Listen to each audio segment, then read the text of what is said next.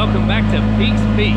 Today we are on the hill headed up Peaks Peak because we have got to do some work on this erosion that we've got going on the trail.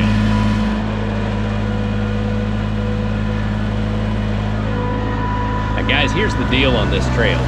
We've lived here for 3 years now, and the first year it was so grown up and had so much vegetation and everything on it that we didn't have any issues with it washing out. But we spend a lot of time running up and down this hill, and that's something that it had never seen before. For ATVs, honestly, even as rough as it is, it's really no big deal.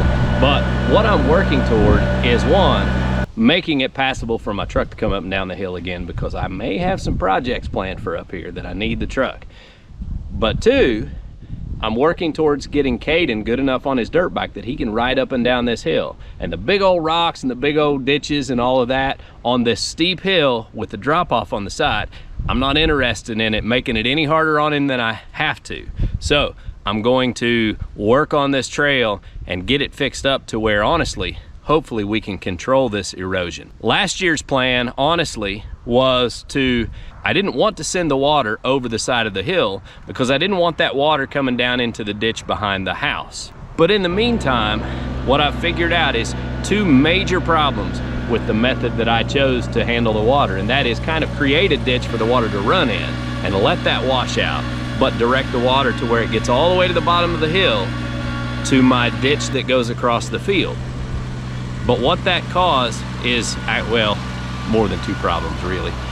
It caused the trail to erode more than I was expecting, because there is a lot of water by the time you get all the way down this trail. And if you gather it up all the way down the hill, you've got all this acreage on these hills that the water is gathering up and filling that ditch. And by the time you get to the bottom of the hill, it's moving fast, it has a lot of power, and that causes lots of erosion on its way down the hill.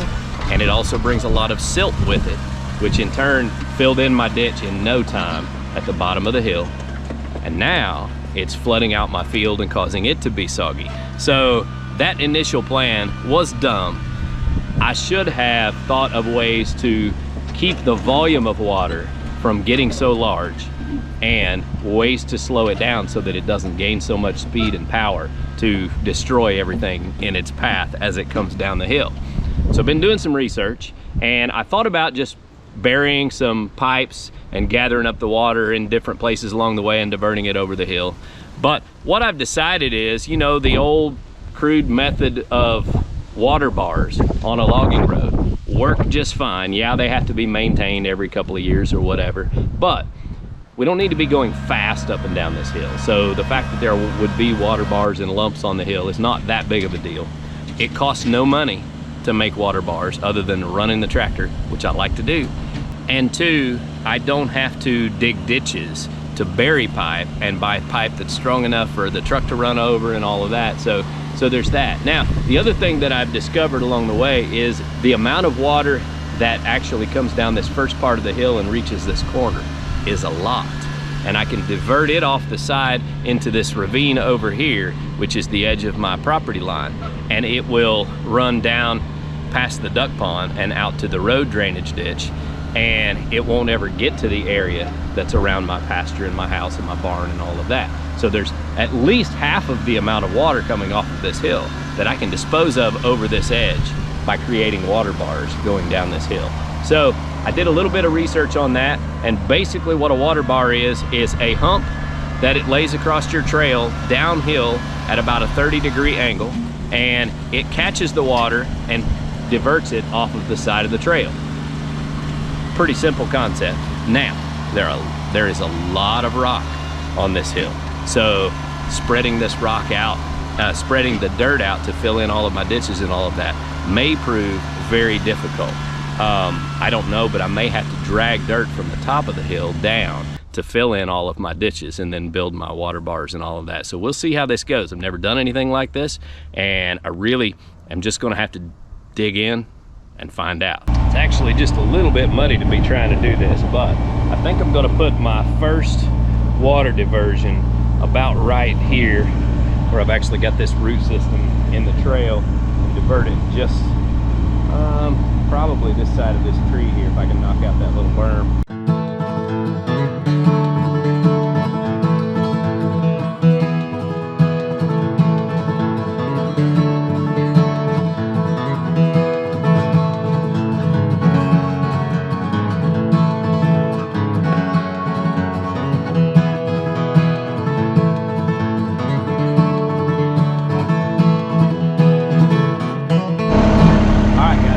Got going here is my first berm, but I've been doing some thinking and planning and kind of figuring out how this is going to work all the way down the hill, and I'm into some really good dirt up here that I think I'm going to need to fill in all of those ditches all the way down the hill. So now that I've kind of got the hang of what I need to do and how to build one of these, rather than spending all that time manicuring this and getting it all finished out, I think I'm gonna steal this dirt and take it on down the hill and fill in and get the trail all smoothed out, and then come back to the top and start dragging dirt down to build my water bars along the way down the hill. I think that's what I'm gonna have to do. It's gonna take some time to do all this, and it's a lot of dirt to move, but I think this is the only way we're ever going to have a nice trail that doesn't continue to just wash out every time we have a torrential downpour.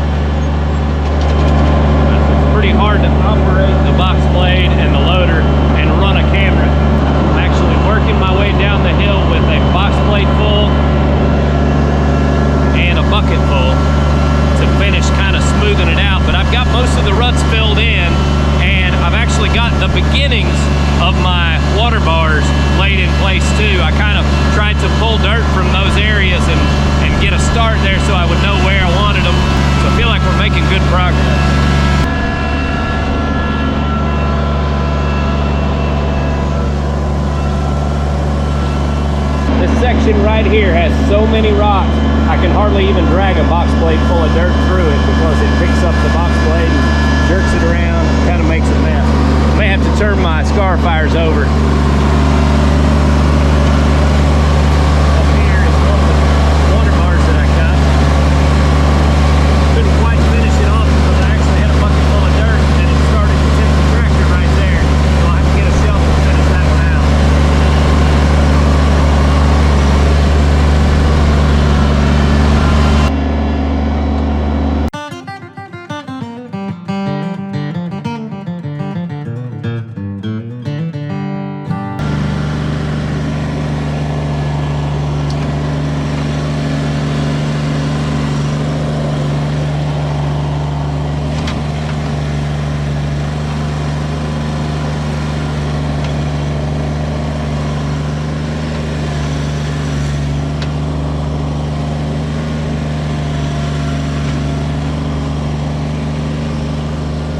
Guys, it's gotten dark on me, so I'm gonna have to quit, but I'm having fun.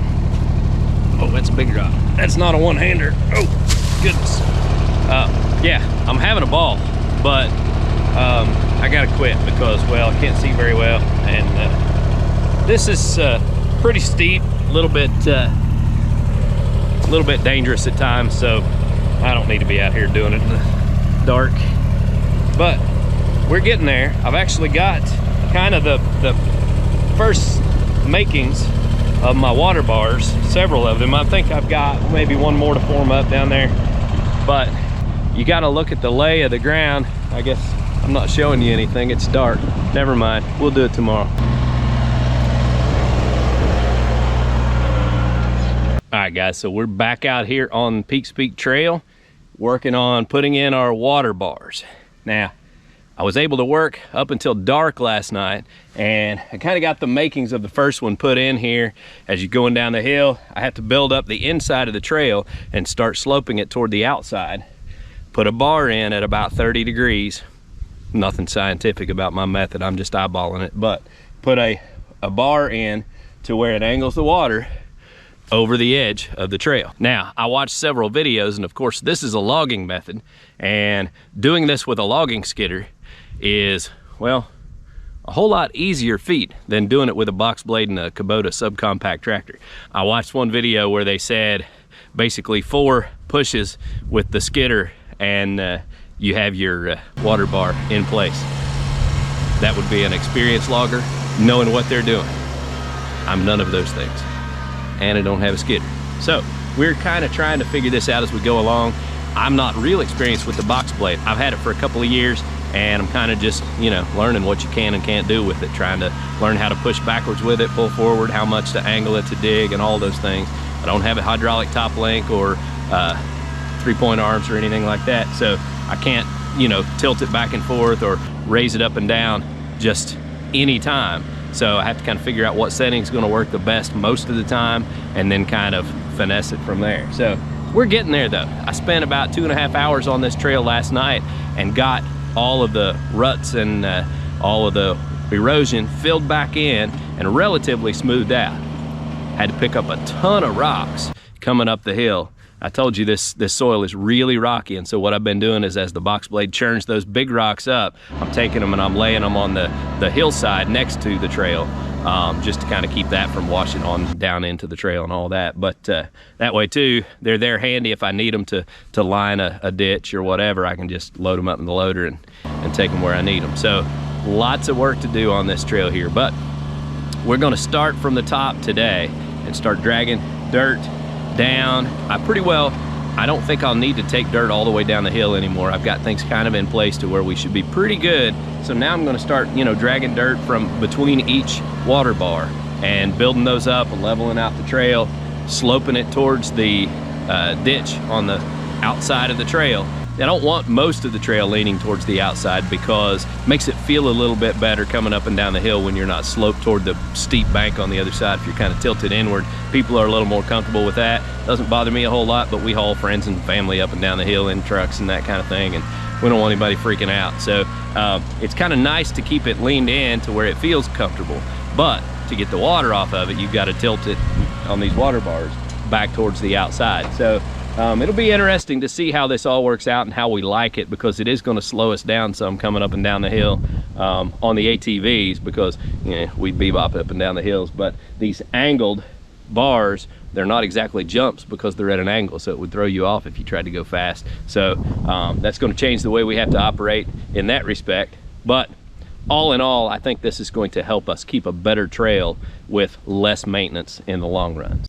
Okay, now we're gonna move down here to this next one, and this one down here, I'm into some really good clay up there at the top of the hill, so I'm gonna scoop a couple bucket loads of that and bring it down here and pack this in, because this is really mushy. I think probably somewhat of a spring runoff from the hill that's down in the ground is coming out about right here, and this was always mushy. In fact, when we first moved here, there was a logging water bar in this spot right here, and we did away with it mainly because of this mushy spot right here. We would get to this and end up getting hung up. The tractor, I couldn't even get it up the hill sometimes because this was so soft. But I think maybe if I bring some of that clay from up there and get it packed in here good, I can get this packed in to where we can divert that water over the hill right there and maybe line this out. I think I understand a little bit better how all of this works now than I did when I moved here, so maybe we can make it better than it was. All right, I got this next one as done as I can get it. I was able to take this mushy spot, put some good clay on that, and then lay down some flat rocks and mash those in, but it's gonna have to dry out some before I can really manicure it and make it right. But I did get it built up plenty high to where the water will have to run out that way. Any kind of runoff will run down and out that way. All right, guys, we got the trail pretty much into shape. It's not perfectly smooth, but I'm pretty proud of it. It's the best we've had so far. I'm not a box blade expert. I'm definitely not a trail maker expert, but this is the best we've ever had it.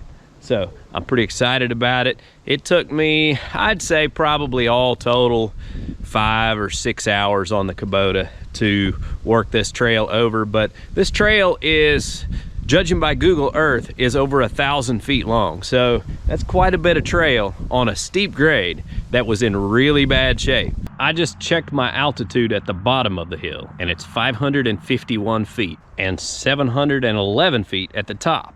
So we have a rise in elevation of 160 feet over a 1,000-foot trail. If I'm understanding this right, that would be a 16% grade. So I feel like we did pretty good with this, and I'm pretty excited about it. I'm gonna hop on the four-wheeler and make a run and show you guys what it looks like.